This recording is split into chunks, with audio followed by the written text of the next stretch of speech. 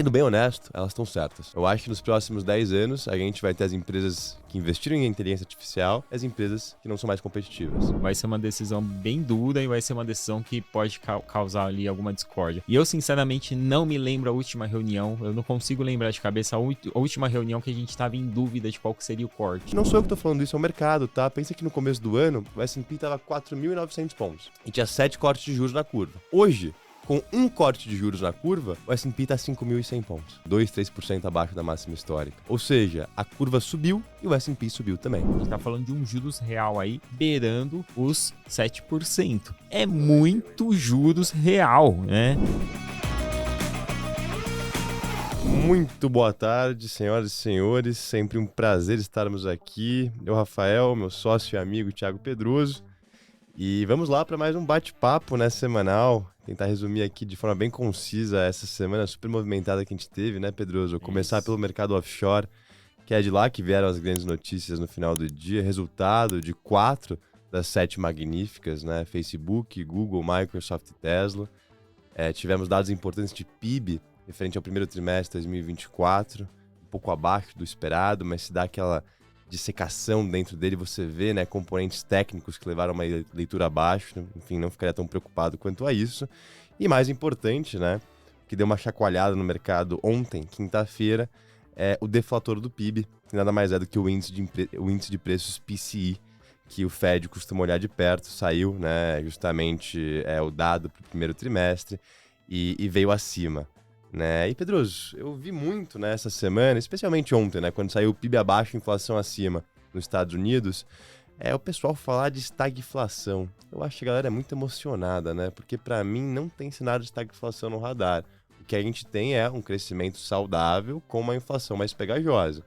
Até queria subir um gráfico aqui para vocês verem, pessoal. É difícil você não colocar essa comparação na balança, né? Acho que por mais que esteja longe um provável cenário desse, só essa virada, desaceleração mais forte e a inflação para cima é a comparação natural. Eu não acho que é uma convicção de que estamos ou vamos para... Mas é uma comparação natural dos dados. Se fala muito, às vezes, é aquele clickbait, né? Caça-clique que você comentou na semana passada até. Mas olha só, eu coloco aqui a inflação e crescimento de Estados Unidos contra alguns países europeus. Estados Unidos teve uma média nos últimos 4 trimestres de 3,2% de crescimento. Né? Lógico, com uma inflação ali beirando os 3,5%, né? Se a gente pega o Reino Unido, por exemplo, o PIB caiu 0,2% na média nos últimos 4 trimestres. A inflação está em 3,5% também, né? Alemanha, PIB lateralizado, inflação em 2,5%. França, PIB subindo menos que 1%, né, nesse período e inflação ali beirando os 3%. Então esse cenário de estagflação, para mim, é algo que a gente vê muito mais na Europa do que nos Estados Unidos, tá? E até para tentar falar isso de forma rápida aqui, se a gente olha o que contribuiu negativamente para o PIB, Pedroso, foram 2 componentes, que é a balança comercial e variação de estoque. A variação de estoque é algo técnico e que tende a ser revertido nos trimestres sequenciais, tá? Então não precisa se preocupar. E a balança comercial quer dizer que os Estados Unidos importou mais do que exportou. Isso me leva a entender que tem um consumo interno muito forte. Não acho que seja negativo. Né? Se a gente tira a balança comercial e tira a variação de estoque, o PIB teria subido, na verdade, 2,8%.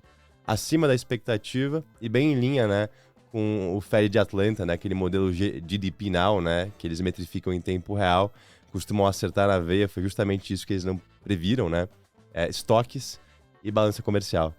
Tá? Então, pessoal, dissecando aqui o número, sendo super honesto com vocês, consumo, por exemplo, que é 70% do PIB, ficou abaixo? Ficou, mas está crescendo 2,5% ainda. Ótimo número. Investimento privado, crescendo 3,2%. Né? Pensa que no quarto TRI estava crescendo 0,7%. Então, a gente vê as empresas gastando, a gente vê o consumidor gastando ainda, a um ritmo bastante saudável. E, no final do dia, isso quer dizer o quê, né? É mais inflação. E foi isso que chamou a atenção. Não acho que o mercado reagiu negativamente ontem, né? Por causa do dado de PIB, e sim por causa do dado de deflator, né? Sim. Que é o índice de preços. E aí, só fazendo essa questão, muito se falava que a inflação tinha morrido no quarto trimestre de 2023, né? O Fed venceu a batalha, a inflação é paga na virada, não é à toa que a gente teve a festa de fim de ano ali, que começou em novembro e dezembro e se estendeu até depois do carnaval, né? A festa virou uma rave. É porque isso, se a gente pega a média anualizada do Core PCE no quarto trimestre do ano passado estava 2%. Exatamente onde a meta do Fed é. Então você olhava o dado e falava, caraca, tá na meta do Fed. Né? O pessoal que apostava no corte de março assumia que essa tendência ia continuar. E aí veio uma leitura de inflação acima em janeiro, veio uma leitura de inflação acima em fevereiro, e veio uma leitura de inflação acima em março. Né? E aí saiu justamente esse compilado que mostra uma inflação rodando, né? Uma média anualizada no primeiro tri do ano de 3,7%. Quase o dobro, né? Se comparado ao quarto tri de 2023. E é justamente isso, tá, pessoal? O gráfico tá aí para vocês verem que o mercado ficou abalado. Ontem a gente viu uma abertura na curva de juros, a gente viu uma queda de bolsa, mas nada também muito severo. Né? E olha que interessante, a gente está falando que a Bolsa Americana está prestes a fechar a sua melhor semana desde novembro do ano passado. Né? S&P subindo 3% essa semana e Nasdaq subindo 4,5%. Melhor semana do ano, Pedroso, em meio a dados de inflação ruins. Como pode, né? Agora o Fed só vai cortar juros talvez no final do ano, começo do ano que vem, né? O mercado colocando menos de 2 cortes na curva até o final do ano, quando no começo do ano estava quase 7 cortes na curva. Sim. Né? E o que eu tenho a dizer sobre isso, pessoal, é que esse trade de bolsa, ele nunca foi sobre o corte de juros do Fed. Ele tem sido sobre o fundamento das companhias, ou seja, o crescimento de lucro da média do S&P, que é carregada por alguns nomes específicos, entre elas as magníficas, né? Que esse tri devem crescer de forma anualizada, lucro 40%, quando a empresa média do SP vai crescer 2% do seu lucro. Né? E não sou eu que estou falando isso, é o mercado, tá? Pensa que no começo do ano o S&P estava 4.900 pontos e tinha 7 cortes de juros na curva. Hoje, com um corte de juros na curva, o S&P está 5.100 pontos. Tá 2, 3% abaixo da máxima histórica. Ou seja, a curva subiu e o S&P subiu também. Porque os lucros continuaram firmes em um cenário de economia resiliente, gastos privados, né? E também consumo pessoal. Tá? Eu acho que essa é a grande moral da história. Enfim, até subindo aqui o gráfico para vocês verem de performance das bolsas mundiais nesses últimos 5 dias, né? Nasdaq foi o carro-chefe, muito por causa da divulgação de resultados da Google, né? Que enquanto a gente fala aqui na sexta-feira à tarde está subindo 10%, Microsoft sobe 4% após a divulgação de resultados, a Nvidia sobe 6%. Por que a Nvidia, Pedroso? Porque uma coisa está clara, todo mundo continua gastando capex em data center, em servidor. Para rodar isso, precisa de chip da Nvidia. Para você ter ideia, Pedroso, a Microsoft soltou o guidance de quantos chips ela vai ter até o final do ano. 1,8 milhões de chips da Nvidia. Isso é o triplo do que ela tem hoje. Tá? A Tesla vai comprar na casa de 100 mil chips da Nvidia também. Então uma tendência muito clara que a gente viu nessas Big Techs, que refletiu positivamente na cotação da ação da Nvidia, que é muito representativa no índice, é que elas continuam gastando muito para montar a sua infraestrutura de inteligência artificial. Sendo bem honesto, elas estão certas, no meu ver. Eu acho que nos próximos 10 anos a gente vai ter as empresas que investiram em inteligência artificial e as empresas que não são mais competitivas. Né? As empresas que eventualmente vão acabar perdendo relevância no contexto mundial. E como a Google, a Meta, a Microsoft, enfim, tem muito caixa, elas têm, né, esse benefício de poder queimar sem necessariamente, né, prejudicar a saúde financeira. Tá? Então, enfim, uma semana muito positiva para a tecnologia especialmente. E aí a gente vê aqui, por exemplo, tá, pegando Microsoft, começar com ela. Hoje o Azure, que é o cloud da Microsoft, ele representa aí 40% da receita total. E ele cresce a um ritmo anualizado de 30%, Pedroso. É realmente espetacular, né? Pensa que só no primeiro trimestre o Azure gerou uma receita de 25 bilhões de dólares. Né? Aí a receita tem Xbox, que é o segmento de gamings, o pacote Office, que é produtividade, né? Vende-se para empresas que querem ser mais produtivas, Windows, LinkedIn, Bing ainda é muito pouco representativo, né? Só 5% da receita da Microsoft vem da sua ferramenta de busca, né? Que compete diretamente com a Google, mas em uma escala, né, muito, mas muito menor. E aí a gente teve a Google também, que realmente esse foi sensacional, porque além de superar, né, todas as linhas de lucratividade e receita que o mercado estimava, tudo subindo 2 dígitos ano contra ano, eles anunciaram 70 bilhões de dólares em recompras de ações agendadas para este ano e um dividendo de 0,5%. Né? um yield aí de 0,5%. Primeiro dividendo na história da Google, seguindo os passos da Meta no último trimestre, né? A Meta também, depois que divulgou no último trimestre, subiu pra caramba. Muito em parte por causa, né, de medidas que atribuem valor ao acionista diretamente, que aumentasse as recompras e introduzir um primeiro dividendo na história. Então essas empresas de crescimento, né, que são as Big Techs, elas são um grande coringa no final do dia, né? Porque elas têm um componente de valor ali, elas geram caixa, elas fazem recompras, elas estão pagando dividendos agora e elas crescem 2 dígitos. Né? Por exemplo, a Google está negociando a 22 vezes lucro para esse ano. A expectativa de crescimento de lucro esse ano é de 15%, no ano que vem é 18%. Né? Pô, tá caro? Me parece que não. Parece que tá bastante razoável, né? Não é à toa que elas têm sido as queridinhas do mercado aí ao longo desses últimos trimestres, ao longo dessa última década, né? Para ser bem honesto, desde 2008 elas dominaram ali o contexto acionário global. E, enfim, o patinho feio, em meio a todos esses resultados, foi o Facebook. Né? E o Facebook, eu acho que o pessoal teve um déjà vu, Pedroso, do que o Zuckerberg falou em 2022 do metaverso. Porque eles estão aumentando o capex em 5 bilhões esse ano, né? Foi o que fizeram. E estão abaixando o guidance de receita.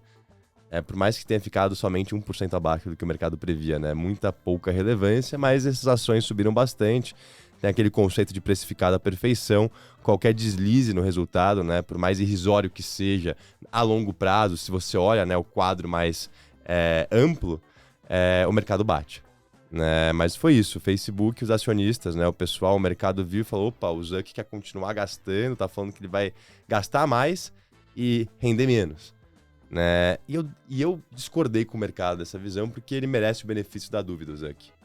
Tá? O Mark Zuckerberg foi um maestro no passado, introduzindo um ano de eficiência do Facebook, demitindo 20% dos funcionários, pagando dividendo pela primeira vez na história, recomprando ações, sendo mais disciplinado com seu caixa em um ambiente de juros alto. Agora, a gente está vendo a tendência que essas grandes empresas todas corroboraram que a inteligência artificial é o caminho. E para garantir a relevância nesse contexto, tem que gastar. Tá? É isso. E esse é o tema recorrente nos 4 balanços que a gente viu. Tesla, Microsoft, Google e Facebook. Independente de lucro, margem, receita, todas aumentaram o seu guidance de capex. E todas estão falando em gastos maiores com infraestrutura de inteligência artificial, que me leva a crer que o grosso vai para quê? Chip da NVIDIA. Então é realmente muito interessante a gente fazer essa análise. A Tesla foi até engraçado, né? Eu tava falando com o Pedroso aqui, ela desafiou todos os conceitos, né, de value investing, que foi péssimo o resultado da Tesla. Pensa que foi o primeiro trimestre de fluxo de caixa negativo em mais de 5 anos, Pedroso. É realmente impressionante, tá? A primeira queda de receita ano contra ano desde 2020, pra vocês terem ideia. Ficou aquém, o lucro líquido também, as margens ficaram aquém, ficou tudo baixo, tudo ruim. Por que o mercado gostou e a ação subiu 12%? Porque o Elon Musk confirmou que eles estão para lançar no final desse ano, começo do ano que vem, um modelo de carro mais barato para competir diretamente com as montadoras chinesas que têm subsídio do governo, né? Acaba que as montadoras chinesas conseguem vender carro a preço de banana, sendo bem honesto com vocês, pessoal, porque o governo paga. Né? E a Tesla está sofrendo muito por conta disso. Né? Eles perderam muito market share na China. A Tesla já chegou a ter 11% de market share no mercado chinês, hoje tem 5%. Tá? Para vocês terem ideia. A BYD, enfim, com subsídio chinês, vende carro a 60% do preço da Tesla. Então eles estão tentando ser mais competitivos nessa frente. E o Musk, sendo bem honesto, eu vi um pouco da conferência de resultados, que foi quando a ação começou a ganhar atração e o mercado começou a gostar do que estava ouvindo. Ele foi um maestro. Ele vendeu o big picture, o sonho da Tesla como ninguém. Ou seja, robotáxis, cybercabs, né? Qual que é o sonho do Musk? Ele quer que eu e o Pedro, enfim, todos nós aqui tenhamos um Tesla e que a gente consiga botar esse Tesla para rodar, virar um Uber, né? Self-driving 100%. E essa receita que vai gerar como Uber, eu ganho e a Tesla ganha. Então eu consigo monetizar o meu carro, sem contar a frota própria, né? De robotáxis que eles querem criar. Eles estão até em conversas para licenciar o software deles de direção autônoma para outras montadoras. Então, por que a Tesla negocia 55 vezes lucro? Porque o mercado entende que ela é uma empresa de software e não uma montadora tradicional. Se o mercado está certo, se a Tesla vai conseguir executar, é outros 500. Né? Mas a gente sabe que com o Elon Musk, a história sempre é emocionante. Outra coisa bacana, o robô Optimus. o Musk comentou no call que eles podem começar as vendas no final de 2025. Qual que é o sonho do Musk em relação a isso? Ele vem desenvolvendo esse robô já há mais de 10 anos. Ele acha que toda residência vai ter um robô para ajudar com tarefas domésticas. Toda fábrica que demanda um trabalho braçal vai ter um robô para efetuar isso. É automação na veia, tá? É ganho de produtividade na veia. Eles querem vender isso para o consumidor final. Lógico, por hora é só despesa, né? Não tem nenhum tipo de receita atrelada ao produto. Mas ele disse que, eventualmente, pode ser uma fonte interessante de capitalização. E aí, por fim, eu queria subir aqui o preview que eles deram do aplicativo de Uber, né, basicamente, de táxi deles, o ride sharing, né? Enfim, é isso. Você pede ali, aparece um carro sem motorista, te deixa num lugar e abraço. Né? Quem já roda isso em São Francisco, em algumas cidades da Califórnia, é a Google, através da Waymo. Né? E você vê uns vídeos, até se vocês tiverem curiosidade, coloquem Google Waymo, né? W-A-Y-M-O. Tem várias pessoas que ficam impressionadas, né? Chega um carro ali sem motorista, te leva pro lugar e abraço. E funciona direitinho. É um piloto ainda, não roda em escala. Tem muitos desafios regulatórios. Eu acho que é o principal desafio, na verdade. Regulatório, né, segurança, etc. Hoje, na verdade, esse carro não pode andar em praticamente nenhum lugar, né? Lá em São Francisco você tem esses carros andando porque lá tem uma liberação, até por conta dos testes que as empresas fazem. Mas fora de lá, a maioria das cidades não permitem o carro totalmente autônomo, né? Você tem só o semi-autônomo, né? Que é o próprio Tesla. Mas um carro autônomo ainda não é permitido, tem que ter uma mudança de regulamentação mais pesada para que esse negócio vai para frente, mas eu acho que isso é questão de tempo, né? Pedroso, exatamente. Então foram, né, esses os grandes resultados da semana. E só para finalizar aqui a minha parte, eu queria mostrar para vocês a expectativa de PIB do segundo trimestre de 2024 do Fed de Atlanta. Você chuta, Pedroso, quanto você acha que estão prevendo? Trimestre. Que agora como fechou o primeiro tri, eles já começam a soltar a modelagem para o segundo. E hoje veio o primeiro dado. E esse primeiro dado já pega o último PIB que saiu? Agora é o segundo tri, né? Então começa a contar... Eu não sei como eles modelam isso. 1% de alta? 3,9%. Caramba. Lógico que isso vai variando conforme vai saindo. Vendas no varejo, PMI, payroll, né? É em tempo real esse modelo. Mas a primeira prévia está em 3,9% de crescimento do Fed de Atlanta, enquanto o mercado está falando de um crescimento de 1,8%. Tá, os economistas. Então saiu bem acima o Fed de Atlanta. O Fed de Atlanta costuma ser bem certeiro, né? Pelo menos nos últimos 2 anos eles têm acertado muito bem ali. Quando se fala muito de recessão, o Fed de Atlanta já mostrava um PIB alto que acabou se concretizando, né? Então o mercado dá muita relevância para esse dado que eu estou mostrando aqui para vocês, galera. E por hoje, do meu lado, é só, né? Vamos continuar monitorando. Semana que vem... Enfim, a gente tem reunião do Fed, né? Reunião do Banco Central Americano e na outra... E balanço da Amazon e da Apple também na semana que vem. Então, muita coisa pode acontecer, mas até agora o cenário micro, né? Os lucros corporativos têm sido aí grandes responsáveis por uma alta muito expressiva na semana de 4,5% da Nasdaq e 3% do S&P. E aí, vamos começar a falar aqui do Brasil. O Brasil acho que é relativamente rápido. Começar aqui só pelo Boletim Focus, porque no começo dessa semana, né, o Boletim Focus começou a trazer algumas alterações que o mercado já estava colocando na conta, né? A primeira e mais importante é a taxa Selic, que ainda não está de acordo com o mercado. No Focus lá os economistas estão projetando Selic terminal em 9,5%. O mercado projeta ali entre 9,75% e 10%, né? Dependendo de quem você olha. Mas está começando aí em direção ao que é o mercado. E aí subiu dólar, inflação e PIB. Tudo para cima no último Boletim Focus. E o mercado agora, na verdade, quando você olha, principalmente os economistas, já começa a prever a Selic a 9,75%. Já começa não, né? Já faz algumas semanas já vem para esse cenário. O Valor Econômico até subir essa matéria, né? Ele fez ali um estudo ali, pergunta para várias gestoras, e esse é o cenário base atual de para onde vai a taxa Selic com a pior do mercado que a gente viu. E aí eu subi aqui um gráfico. Eu não acho que isso daqui vai acontecer agora, tá? Mas toda vez que essa curvinha vermelha, que é a taxa pré de 252 dias úteis, ela fica invertida, né? A taxa Selic, a linha verde fica para baixo e a vermelha fica para cima de uma forma mais consistente, a gente tem um final do ciclo de queda de juros, né? E agora ela está embicando ali, né? Você pode ver que ela começa a embicar ali, querendo virar, não virou ainda, talvez ela vai ficar ali sambando ali, igual nós tivemos ali naquele período lá do ano passado, né? Do ano passado não, perdão, 2017, 2018. Mas eu acho que esse cenário ainda não é um cenário provável. Por quê?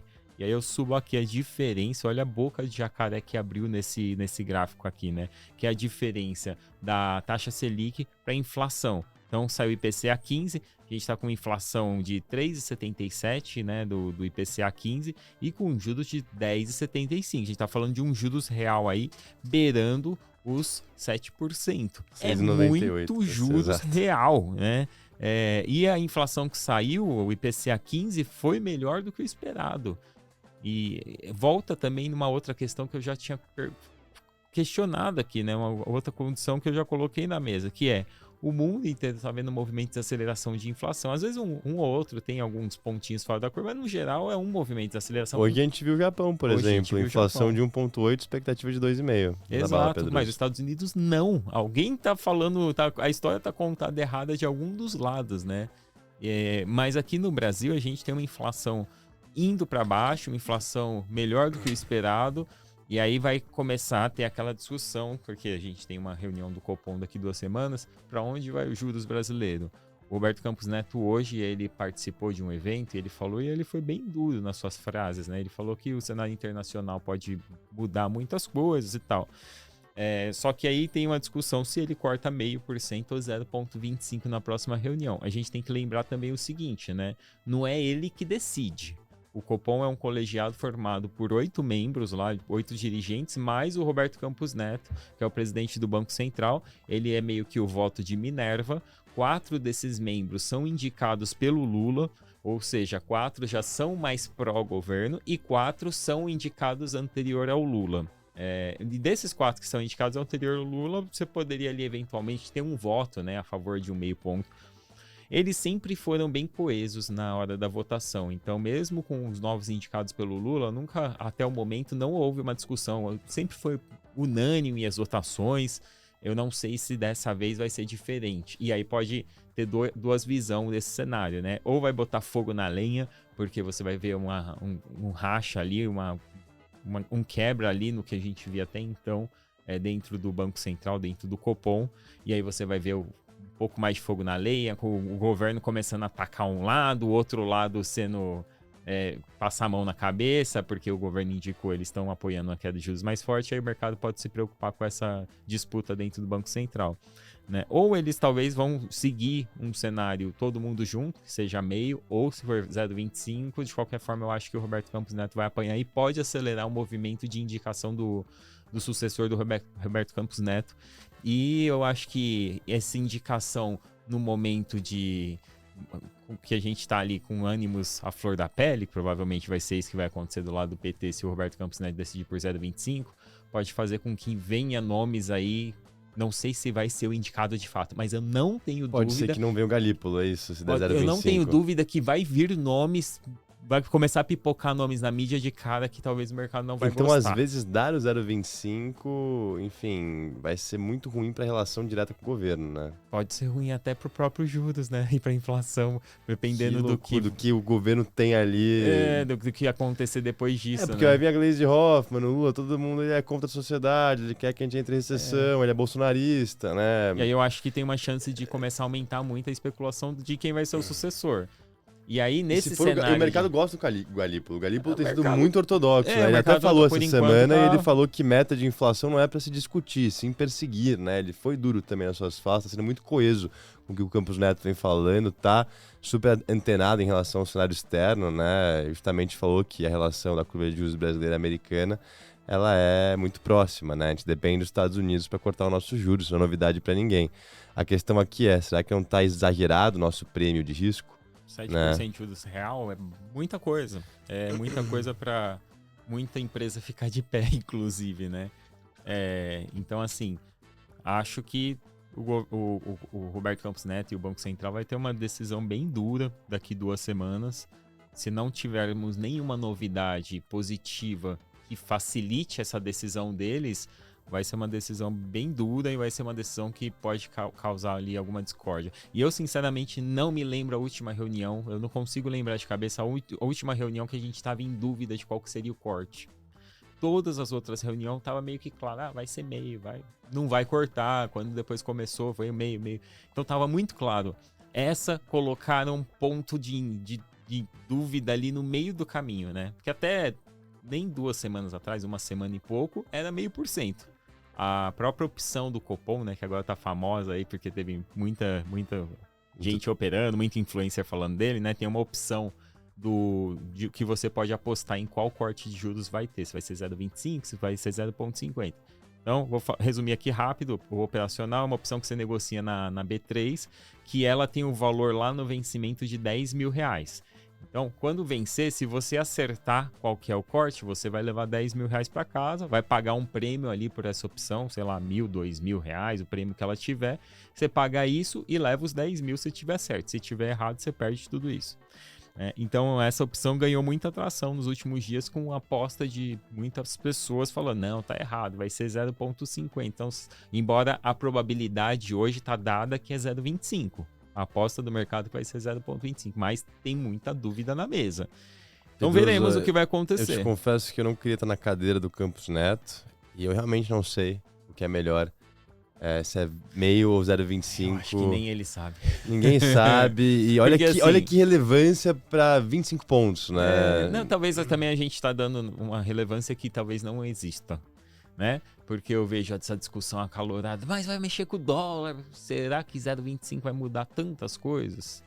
Será que se desse 50 agora e fala na próxima, a gente vai avaliar de acordo com os dados e aí sim você muda o forward guidance, né? Porque a grande questão tava muito claro que ia ser meio. Talvez se fosse necessário fazer isso agora, não poderia deixar na reunião agora, porque já estava dado que essa era a última reunião que ia ser meio de corte e depois ia avaliar o cenário.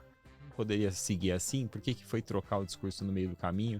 E será que 0,25 muda tanto a história assim, nesse momento, dado que a gente tem um juros real tão alto? E lembrando que isso aconteceu, essa reprecificação severa, na quinta-feira passada, quando o Campos Neto ia fazer uma coletiva privada em Washington, ele decidiu transmitir essa coletiva para o mercado. Era uma coletiva, inclusive, da XP Investimentos. Exato, tinha até alguns economistas da XP lá, e ele queria transmitir uma mensagem. A mensagem que ele falou tudo está na mesa.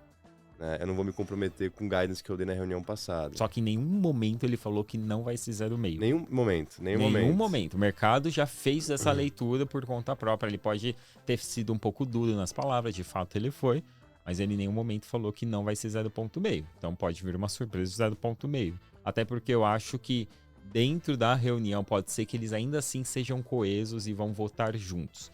Mas na reunião lá na sala com a porta fechada, eu acho que vai ter essa discussão bem mais forte ali entre eles, de que, cara, 0,25, 0,5, eu não sei se vai ter essa definição tão clara de que todo mundo vai... beleza, vamos cortar 0,25. Ainda mais porque tem muitos indicados do governo lá dentro. Pedroso, mas veremos. Excelente. Aí, outra coisa, né? Essa semana foi entregue lá na Câmara, no Congresso e no Senado, na Câmara e o Senado, né? O Congresso é os dois. O projeto de promulgação da reforma tributária. Essa é aquela reforma do ano passado que está enroscada até agora, porque no Brasil nada é fácil, né? Que muda ali juntos impostos, cria o IVA, Imposto sobre Valor Agregado. Foi lá para ser aprovado agora, está na mão do Lira, do Pacheco e deve seguir para votação. A gente deve ter um dos maiores impostos, se não o maior imposto do mundo. E aí, eu trouxe também aqui a arrecadação que saiu essa semana, né? Que está muito ligada às próprias reformas tributárias e as reformas que o governo for fazendo, as mini reforminhas ali, a aprovação de tributo aqui, fundo exclusivo, não sei o quê. E ajudou muito na arrecadação. Então, até o momento, o 2024 está sendo um recorde histórico de arrecadação, né? O último movimento de alta na arrecadação foi 2022, lá ainda com o Bolsonaro, mas puxado por conta da inflação. Vocês podem ver aqui que lá em 2021 o IPCA bateu 10% no ano, né? Então no ano seguinte você teve 11% de aumento da arrecadação. Então foi muito puxado para a arrecadação por conta da inflação alta. Agora essa em específica é por conta de aumento de tributos ou da base tributada, enfim, o governo tirando ali incentivos, mexendo aqui, mexendo ali e conseguiu puxar a receita. Só que isso tem um problema também. Muito dessa alta que nós tivemos na arrecadação nesse primeiro momento, que teoricamente deveria ser comemorada, né? Eu só tô falando do ponto de vista fiscal, tá? Não tô falando do ponto de vista de um empresário, né? Porque do ponto de vista de quem paga é duro, né? Pagar tanto imposto. Mas do ponto de vista fiscal, é importante porque pelo menos a gente tem as contas públicas mais arrumadinhas. Então deveria ser comemorado. Só que muito desse dinheiro que foi arrecadado a mais são de coisas que foram feitas no caminho que não vão acontecer de novo. Então a gente teve alguns efeitos não recorrentes aqui que não vão conseguir manter isso lá na frente. Então talvez aqui a gente está um pouco inflado esse número que é ali o número mágico, né, que o governo está mostrando de arrecadação. E aí, o que teve essa semana também de dado importante foi o resultado da Vale, né? A Vale que fechou ali com um lucro de 1,68 bilhão de dólar, bilhões, né, de dólar, no primeiro trimestre, queda de 9%, foi abaixo do esperado, o papel sofreu um pouquinho e o mercado pesou ainda mais porque ela aumentou as provisões lá com relação ao Brumadinho, né? Que desastre aquilo, né? Além de ceifar um monte de vida, de todo que criou, né? A empresa está carregando aí, pelo menos para os próximos anos, mais 10 bilhões de dólares ali de provisões por conta do desastre, né?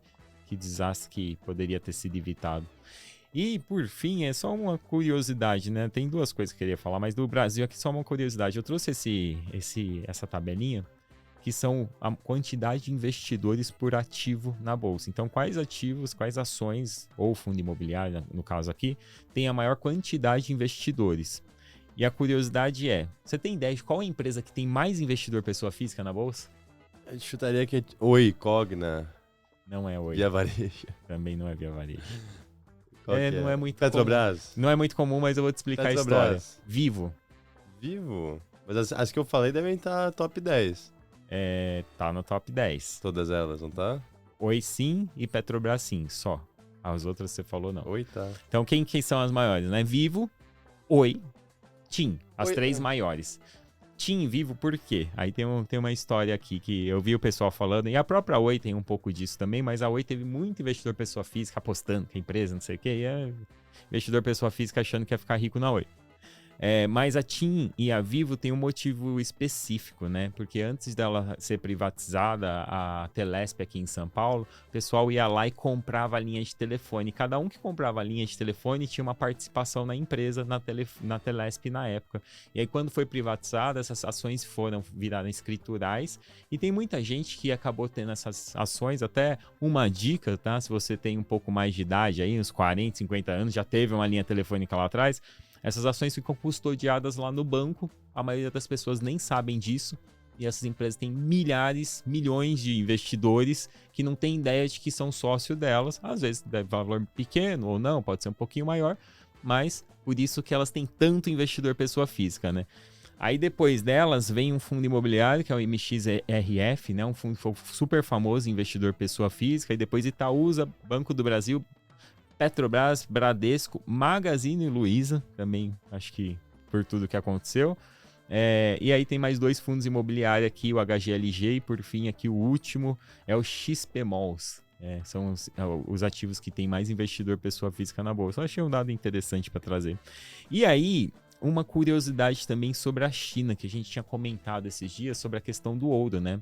O ouro continuou disparando, mesmo num cenário que a gente viu alta nos juros americanos, que teoricamente não deveria acontecer, né? Se está subindo os juros americanos, faz muito mais sentido você receber juros num título americano que ficar sentado num ativo que só te gera despesa. Na teoria é isso, o ouro você tem que guardar ele, tem uma custódia, isso, uma taxa de custódia. Mas a China, só em janeiro, ela importou 234 toneladas de ouro. Quantidade recorde. Isso aí. Para você ter uma ideia, a China hoje é o maior produtor do mundo de ouro. Ela produz em média de 350 a 400 toneladas por ano. Então, no ano inteiro ela produz isso, ela praticamente importou metade disso em um único mês, né? Então a China está guardando muito ouro no cofre dela. Por que será, né? Será que eles sabem de alguma coisa ou só estão com medo de alguma coisa que poderia acontecer? Mas é por isso que o ouro vem subindo muito. A gente já comentou, né, que esses países que ficaram mais com medo dos Estados Unidos depois dos bloqueios dos bens lá da Rússia. Eles vêm comprando muito ouro e a China com certeza deve ser a maior compradora de ouro disparado, de longe. Eu não tenho esse número, mas sem dúvida ela, a Rússia talvez, mas China com certeza tá disparado aí na frente. Com certeza. Então acho que eu termino por aqui, não tem mais nada a complementar. Você tem mais alguma coisa, senhor Rafael? Não, Pedroso, é isso. Acho que o mercado esses últimos dias, semanas, tá bem tenso, né? E sempre é intenso, mas as mudanças de narrativas que a gente tá vendo, né? Desde o CPI que saiu 2-3 semanas atrás, que voltou a questão da reflação, né? Agora o pessoal fala em estagflação. E, enfim, é muita coisa por vir, né? Tá super interessante, um momento bem dinâmico para fazer parte desse contexto. Duas próximas semanas vão ser bem legais, né? Bem semana legais. Que vem, juros dos Estados Unidos, na outra, juros no Brasil, sem contar uma quantidade, semana que vem tem bastante dado econômico muita saindo lá fora. Resultado, muita né? empresa divulgando resultado, lá fora e aqui. Sabe uma coisa legal, só pra gente finalizar, Pedroso? Muito se fala, né, da inflação pegajosa, serviços e etc. Mas eu tava vendo um dado que esse trimestre, em comparação com os últimos, no earnings call, na conferência de resultados, tá sendo raramente mencionado o termo inflação pelos CEOs. Né? Isso não tem sido um empecilho, né, em termos de frete, logística ou até demanda, né, em comparação, né, com o ano passado. Eu achei, enfim... Mas também as empresas tem muita estão talvez se beneficiando tanto com a inflação. Exato. Né? Então, vou mencionar como pouco. Tomara que continue tendo inflação, porque tá bom pra mim. Eu consigo assim. aumentar meu preço. Exato. Não, mas às vezes bate na questão, né, de aumentar e não ter demanda, né? Mas por enquanto tá tendo. Até uma questão interessante, né, que eu vi, eu não tenho esse dado aqui, mas já foi divulgado ali. O dado que eu tinha visto era de alguns dias atrás, né? Eram 100 e poucas empresas já tinham divulgado o resultado lá nos Estados Unidos, agora já são mais do que isso. Mas nesse dado mostrava que um pouquinho mais de 70% delas tiveram resultados acima da expectativa. Na verdade tá 80, já. 80, 81. Então é uma máquina. Por isso que a bolsa americana não cai mesmo com todo esse estresse e a gente vê a bolsa super resiliente lá, Nasdaq e S&P, né? A curva de juros abriu essa semana, né? A Nasdaq tá subindo 5% essa semana. Então isso é derivado do quê? Bons resultados. Resultados e um crescimento econômico ainda robusto. Tá? Ou seja, eu vejo às vezes, mas a bolsa subiu muito, a americana tá cara. Pode até estar porque não sabemos o futuro. Pode ser que isso mude, as empresas começam a ter queda de lucro, mas com os dados que nós temos hoje, estão entregando. Estão justificando a alta da bolsa americana. O medo, né? Como a gente teve já diversos trimestres desde o começo do ano passado muito bons de resultados, a gente viu uma recessão de resultados lá em 2022, né? As empresas mostraram um certo fraquejo ali, naquele cenário de alta de juros do Fed, incerteza e uma inflação muito alta que estava batendo na demanda, né? Uma inflação de 9%. Isso não é saudável nem para o empresário, né? Que repassa preço. Acaba que é demasiado esse número. E nos últimos 4, 5 trimestres tem sido excepcional os resultados. E o que o mercado geralmente faz quando é excepcional? Ele extrapola que vai continuar sendo. Né? Então, tentando trazer o outro lado da moeda, pode-se argumentar que as expectativas de lucro, né, de crescimento de lucro à frente, estão salgadas, mas não dá para ir contra, né? Essas empresas que são, enfim, elas vendem produtos maravilhosos, né? Realmente são empresas excelentes, tá? É isso aí. Então ficamos por aqui, pessoal. Um ótimo final de semana a todos. Curtem aí com a sua família, com seus amigos e eu fico por aqui. Tchau, tchau. Abraço.